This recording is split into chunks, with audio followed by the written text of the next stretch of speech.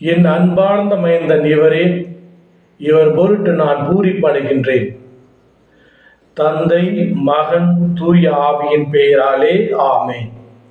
ஆண்டவர் உங்களோடு இருப்பாராக, உம் ஆன்மாவோடும் இருப்பாராக. இயேசுவில் பிரியமுள்ள இறை சொந்தங்களே, இன்று தாயாம் திருச்சபையோடு இணைந்து இயேசுவின் உருமாற்ற விழாவினை கொண்டாடுகின்றோம். இந்த விழா நமக்கு விடுக்கும் செய்தி என்னவென்றால், இயேசு தன்னுடைய தெய்வீக தன்மையை உறுதிப்படுத்துகின்றார். அதோடு மட்டுமல்லாமல் தான் படப்போகும் பாடுகள், மரணம் மற்றும் உயிர்ப்பு ஆகியவற்றினையும் நினைவுபடுத்துகின்றார் தந்தையாம் கடவுள். மத்தேயு எழுதிய நற்செய்தி 17வது அதிகாரம் வசனங்கள் 1-9 முடிய உள்ள வசனத்தில் இயேசு மலை மீது ஏறுகின்றார். அவரோடு கூட 3 சீடர்களையும் அழைத்து செல்கின்றார். அங்கே அவருக்கு உருமாற்றம் நடைபெறுகின்றது.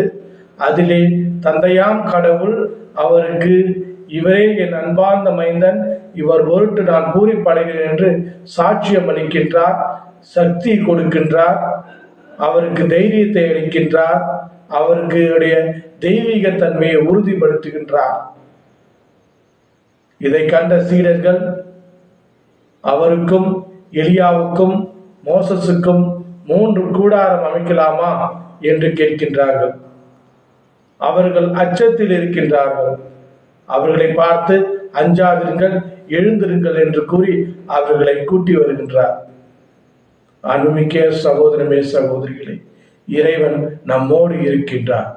நாம் ஒவ்வொருவரையும் பார்த்து கூறுகின்றார், அஞ்சாதிருங்கள், எழுந்திருங்கள், நான் உங்களோடு இருக்கின்றேன் என்று கூறுகின்றார்.